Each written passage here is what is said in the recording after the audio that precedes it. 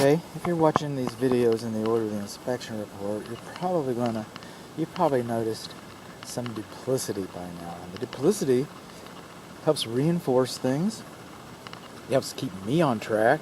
We all can appreciate that, I suppose. And it kind of brings certain items, because I move organically. It brings certain items back into context. So this is this is the water meter. Keeping me straight.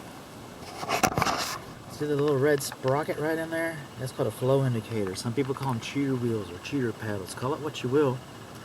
Call it whatever you like. But it's very sensitive. If you have a problem with your water bill, the meter guy comes out here and looks at the cheater wheel. So if that's moving, you got a water leak somewhere. You could be doing the dishes. You could be flushing the commode, or you could have a leaky commode flapper, or you could have a leaky lawn sprinkler system. And so if that's moving and you can't see where the leak is, it's going to be someplace where you can't see. Just saying. I might have to do this in a minute. I got it. Okay. We're not tripping yet. Okay. Now, the meter is located in the parkway between the sidewalk and the front of the house. That's okay. It's supposed to be there, actually. I mean, it could be over here, but, that's okay. That's okay. This is the lawn sprinkler check valve, and it should not be located in the parkway between the sidewalk and the curb. It should be in the yard between the sidewalk and the house. Well, that's your yard. You'll get a ticket for not mowing it, but this isn't your yard. The city likes to keep this for utility reasons, and if they ever want to expand it, I doubt they will. But anyway, this is the easeway. This parkway is the easeway. So, and like your neighbors, this was installed inside the parkway instead of outside the parkway. But that's wrong. That's wrong. Now, when this home was built 10 years ago or what, these isolation valves on the check valve were enough. They were enough.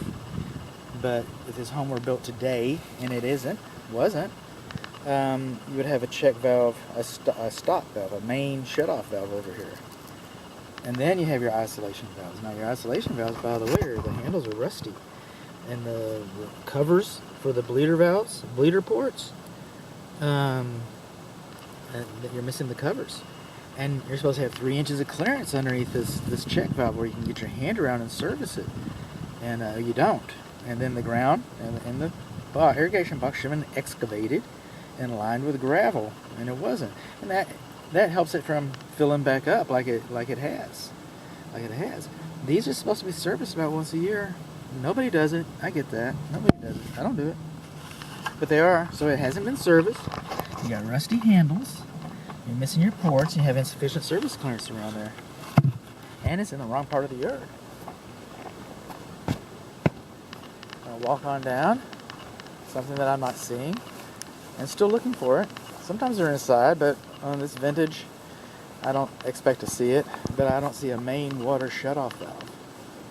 There's not a main water shutoff valve. So if you have an emergency, you're left to go out to the meter to turn the water off. And you have to have a special key to open it and to turn it off. So it's actually a deficiency that I can't find a main shutoff valve. These are the main cleanouts for the sewer system. This one turns this way and this one turns this way, so they put a snake either way and catch the middle too, in case you have to come out and rotor-rooter it. But these cleanouts are supposed to have caps. There's a little rubber cap right here. See, you're missing one. It's that sewer gas. I'm breathing sewer gases right now. No wonder I'm giddy. Okay. This is the closest exterior bib faucet to the meter. So what I'm looking for is between 40 and 80 psi.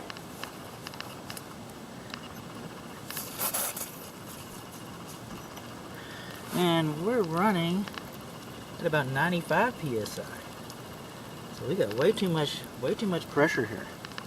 Way too much pressure. If you had a main shutoff valve, you could put a pressure reducing valve on that and choke the pressure down. People say you can't get enough pressure. Well, that's not true. That's not true at all. Too much pressure stresses out your pipes and causes more problems, more repairs. Shorter lifeline. Stresses out your water heater. This faucet and the others for that matter, do not have vacuum breakers. We're supposed to have a vacuum breaker there, like we had at the check valve for the lawn sprinkler system, so that the water from the lawn sprinkler system doesn't migrate back into the drinking water. So that if you had a garden hose out here, the garden hose water would not siphon back into the drinking water. That's what they're there for, and we don't have them. So there's that.